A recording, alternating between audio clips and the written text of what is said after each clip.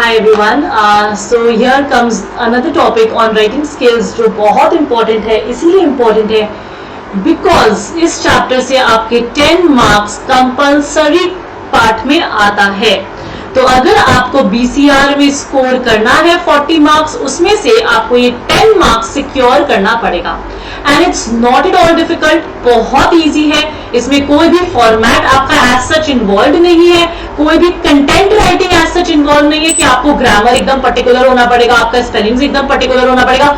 So it's so easy कि अगर आपने थोड़ा सा टेंशन और थोड़ा सा प्रैक्टिस अगर किया है ना, तो आपका ये 10 मार्क्स इजीली सिक्योर हो जाएगा. And trust me on that. Okay, so आज हम करेंगे कॉम्प्रिहेंशन एंड नोट मेकिंग. थोड़ा सा अच्छे से समझते हैं कि how you are suppose to attend those questions, एंड इसका अगर फॉर्मेट है तो फिर कैसा फॉर्मेट है. ठीक है, लेट्स स्टार्ट एवरीवन. चलो, तो कॉम्प्रिहेंशन जो आपके टॉपिक में आता है, आपने बचपन से किया होगा, सिंस 11 12 सिंस बचपन से 5 6 7 से आप कर रहे हो इसको.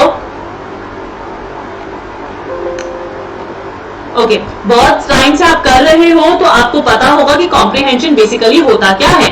तो कॉम्प्रिहेंशन में आपको एक पैसेज दिया जाएगा, इजंट इट, आपको एक पैसेज दिया जाएगा. इस पैसेज को आपको रीड करना है. रीड करके आपको कुछ क्वेश्चंस दिए जाएंगे. क्या दिए जाएंगे? कुछ क्वेश्चंस दिए जाएंगे और उस क्वेश्चंस को आपको फिर अटेम्प्ट करना है. राइट, समझ में आया ना?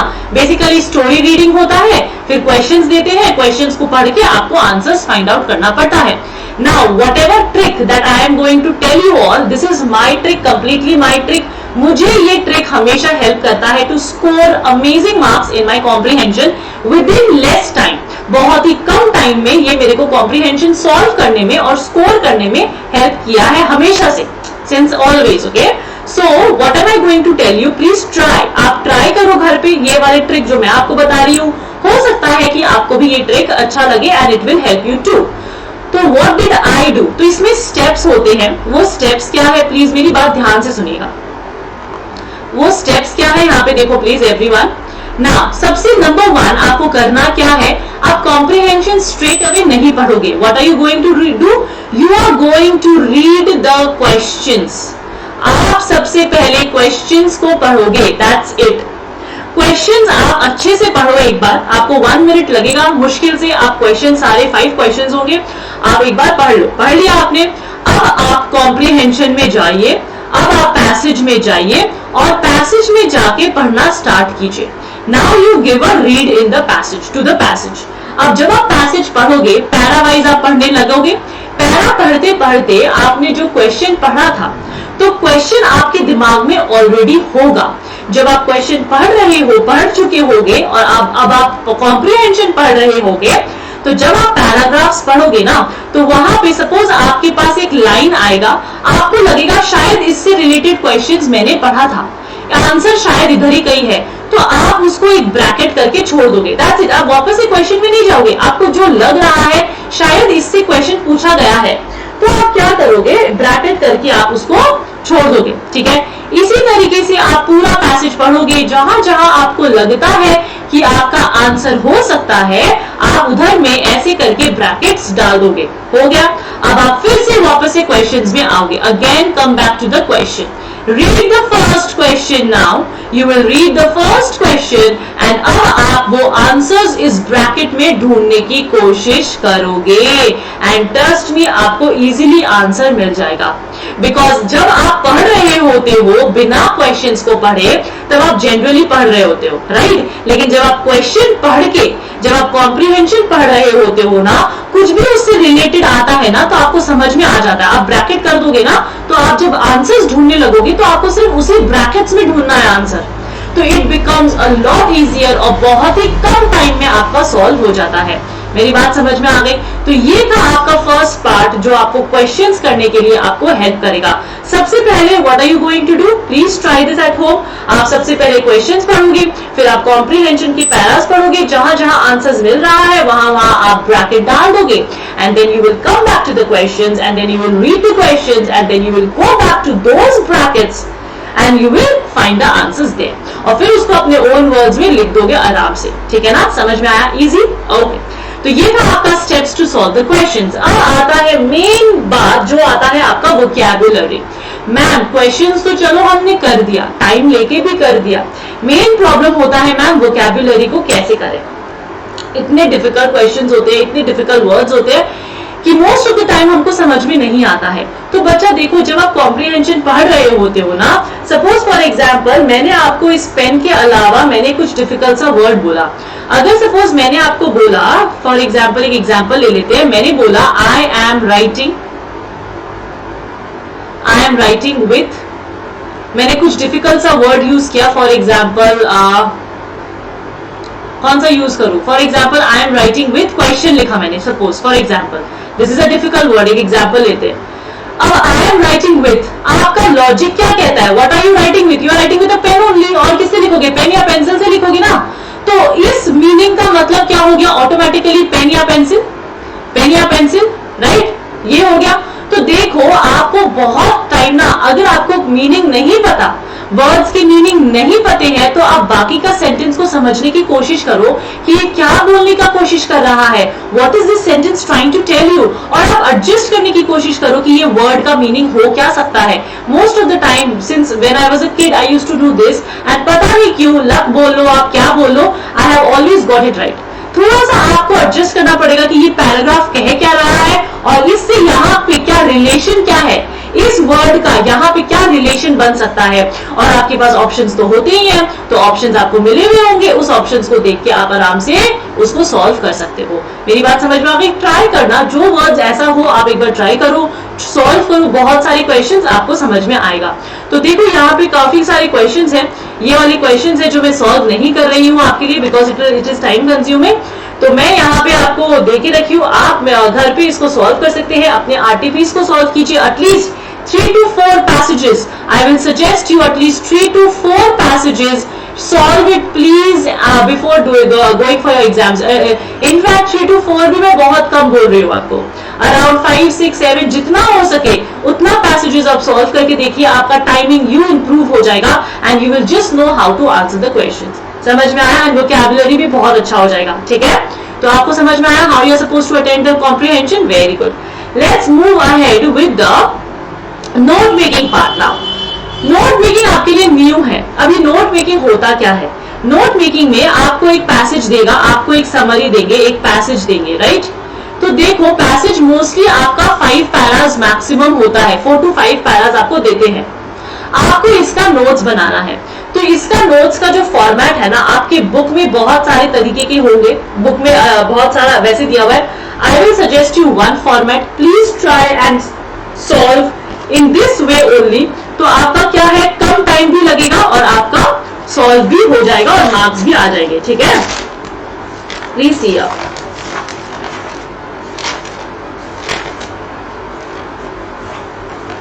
Okay, so what are you going to do? सबसे पहले आपको क्या करना है, आपको बहुत इंपॉर्टेंट है कि आपको एक टाइटल देना है, टाइटल या हेडिंग देना है। मेरी बात समझ गई? समझ में आया? सॉरी, यहाँ लिखती हूँ मैं, यहाँ लिखती हूँ। सबसे पहले आपको करना क्या है, आपको एक हेडिंग और टाइटल देना है। लेकिन क्या मैम हम इसको पूरा पढ़ के तुरंत ही लिखेंगे? नहीं, इसको आप सबसे लास्ट में लिखोगे, राइट इन द लास्ट, सबसे लास्ट में लिखोगे, ठीक है? क्या करोगे सबसे पहले? तो आपने टाइटल लिखा, नंबर 1 दोगे, यहाँ पे आपका हेडिंग होगा, सब हेडिंग एक तरीके से हेडिंग होगा। ये तो आपका टाइटल हो गया, फिर आपका हेडिंग होगा। आपके पास 4 to 5 पैराज है। सपोज फॉर एग्जाम्पल आपके पास 1, 2, 3, 4 पैराज है। आपको एक पैरा पढ़ना है, एक पैरा पढ़ के आपको हेडिंग नहीं देना है, एक पैरा पढ़ के आपको यहाँ पे नोट्स डालने हैं। नंबर 1 का, अब इसको नोट्स कैसे डालोगे प्लीज देखो, फॉर्मेट देख लो पहले। एक काम करती हूँ, पहले मैं फॉर्मेट आपको बताती हूँ।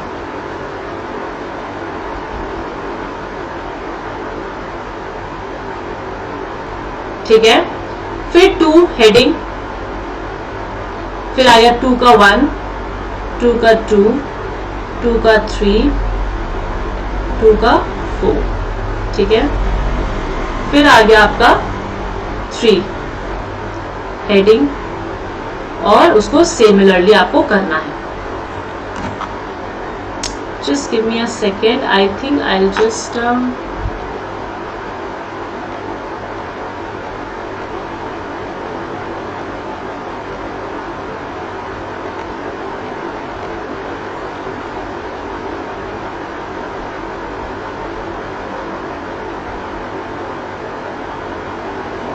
यहाँ देखिए ना, सपोज फॉर एग्जाम्पल आपका यहाँ पे मैं लिख रही हूँ, ठीक है, यहाँ पे आपने टाइटल लिखा, फिर आप 1 दोगे, यहाँ पे आप हेडिंग दोगे, हेडिंग के बाद यहाँ पे 1 का 1, 1 का 2 रोमन नंबर दे दो, 1 का 3 इस तरीके से आपने दिया, फिर आपने 2 दिया, 2 का हेडिंग दिया, फिर 2 का 1, 2 का 2, 2 का 3 आपने दिया, राइट।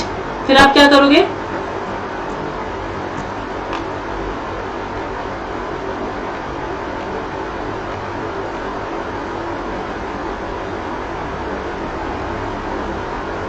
फिर आप यहाँ पे 3 दोगे, 3 का हेडिंग दोगे, फिर 3 का 1, 3 का 2, 3 का 3, 3 का 4, राइट, आपने दिया।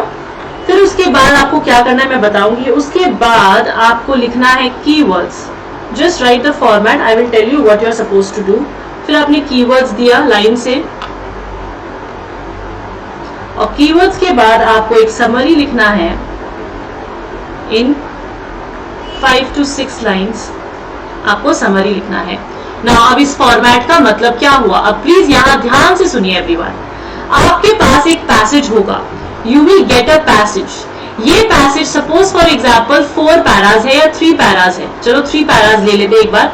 ये पैसेज आपका 3 पैराज का है, ठीक है। आपको ये 3 पैराज का एक हेडिंग टाइटल लिखना है, जो आप एकदम लास्ट में लिखने वाले हो। कब लिखोगे, एकदम लास्ट में, अभी नहीं लिखोगे। फिर आपने फर्स्ट पैरा पढ़ा, फर्स्ट पैरा का हेडिंग यहाँ लिखोगे, ये भी आप बाद में लिखोगे, अभी नहीं। फर्स्ट पैरा के आपने नोट्स बनाए, नोट्स कैसे बनाओगे, एकदम शॉर्ट सेंटेंसेस में, एकदम शॉर्ट, मतलब जितना शॉर्ट हो सके, without using any I if the, incomplete sentences, short incomplete sentences होने चाहिए।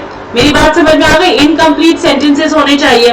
एब्रीविएशंस यूज करने हैं आपको। एब्रीविएशंस कैसे होते हैं, एब्रीविएशंस जैसे फॉर एग्जाम्पल आपका यहाँ पे वर्ल्ड है WORLD, इसका आप WRLD यूज करोगे। मेरी बात समझ में आ गई। तो पूरा वर्ड यूज नहीं करना है, एब्रीविएशंस यूज करने हैं, और फिर आपको कंप्लीट सेंटेंसेस नहीं लिखने हैं, एकदम शॉर्ट में लिखना है। एग्जाम्पल दिखाऊंगी, वेट अ सेकेंड, हम पहले फॉर्मेट डिस्कस कर लेते हैं। तो आपने पहला पैरा पढ़ा, पहला पैरा पढ़ने के बाद आपने उसका नोट्स बनाया है। नोट्स कैसे बनाना है, एकदम कंप्लीटली शॉर्ट। जैसे for example I am going to the market, तो आप क्या लिखोगे, आई गो मार्केट, खत्म बात। सेंस नहीं बन रहा, आई नो, लेकिन इसको आप नोट्स कहते हो।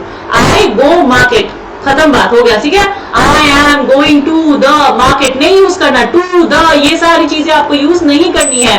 तो कंप्लीट सेंस नहीं बनना चाहिए, इनकम्प्लीट सेंस होना चाहिए। एब्रीविएशंस यूज करना है बहुत से बहुत तक, ठीक है ना। अराउंड अगर आपका 3 पैराज आता है, 10 अराउंड 10 एब्रीविएशंस तो मेक श्योर करना कि आप यूज करके ही आओ, 10, ठीक है। नेक्स्ट, फिर आपने सेकंड पैरा पढ़ा। सेकंड पैरा पढ़ने के बाद आप फिर से नोट्स बनाओगे, 1 2 3 जितने भी, अगर 4 बनाना है 4, 3 बनाना है 3 लाइन में आप नोट्स बनाओगे इसी तरीके से। फिर आपने किया, इसके बाद आप हेडिंग्स दोगे अकॉर्डिंग टू द पैसेज। जैसे फॉर एग्जांपल टेलीविजन के बारे में है, तो टेलीविजन आपका एडवांटेजेस बताता है फर्स्ट पैराग्राफ, तो आप advantages of television. Second para disadvantages of television, तो ऑफ टेलीविजन नहीं, एडवांटेजेस, डिसएडवांटेजेस, कंक्लूजन। आप इस तरीके से एक एक वर्ड में आप इधर में हेडिंग दोगे, समझ में आया। और टाइटल आपका बहुत कैची होना चाहिए, बहुत अच्छा होना चाहिए। टाइटल भी आपका 2-3 वर्ड से ज्यादा नहीं लिखना, क्लियर। तो ये था आपका फॉर्मेट। अब मैंने आपको बोला एब्रीविएशंस यूज करने, तो उसको आप क्या करोगे, यहाँ पे एक लाइन छोड़ोगे, फिर आप कीवर्ड्स लिखोगे। कीवर्ड्स लिखने के बाद सपोज फॉर एग्जांपल आपने वर्ल्ड का WRLD किया, यूनिवर्स का आपने क्या किया, यूनी किया। तो इस तरीके से आपने जितना भी एब्रीविएशंस यूज किया है वो सारा यहाँ पे आप नोट डाउन करोगे। नोट डाउन करने के बाद आप फिर से एक लाइन छोड़ोगे, और फिर आप ऊपर में आपने जो नोट्स बनाए थे ऑल द 3 पैराग्राफ्स, उसको आप इन 5 to 6 लाइन्स में एक्सप्लेन करोगे प्रॉपर सेंटेंसेस यूज करके। प्रॉपर सेंटेंसेस यूज करके आप 5 to 6 लाइन्स में उसको एक्सप्लेन कर दोगे। क्या आपको फॉर्मेट समझ में आया? या आपको लग रहा होगा कि मैम इतना कुछ लिखना है, I know, but it is one of the easiest topic. 5 में 5 आराम से आपको मिल सकता है इसमें, अगर आपने थोड़ा सा ध्यान दिया तो। क्या आपको समझ में आ गया? एक एग्जाम्पल देख लेते हैं जल्दी से, ठीक है ना। जल्दी से एक एग्जाम्पल देख लेते हैं कि वो एग्जाम्पल में क्या है। प्लीज यहाँ देखिए, प्लीज यहाँ देखिए, ये आपका बुक में ही मेंशन्ड है। देखो प्लीज, ये आपका वो है फॉर्मेट है जो मैंने आपसे डिस्कस कर लिया है। एक टू एग्जाम्पल ले लेते हैं। ये देखिए,